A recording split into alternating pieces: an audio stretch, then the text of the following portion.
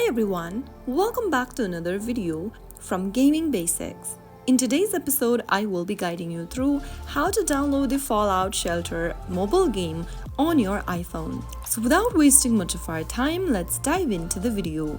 First, open your App Store. In the search box, type in Fallout Shelter and search. Soon after you come across the search result, tap on this application from Bethesda. Tap on the Get button to start downloading the app on your iOS device. Fallout Shelter is a post-apocalyptic simulation game developed by Bethesda Game Studios. In the game, you will take a role of an overseer tasked with building and managing an underground vault to protect its inhabitants from the dangers of the radioactive wasteland above.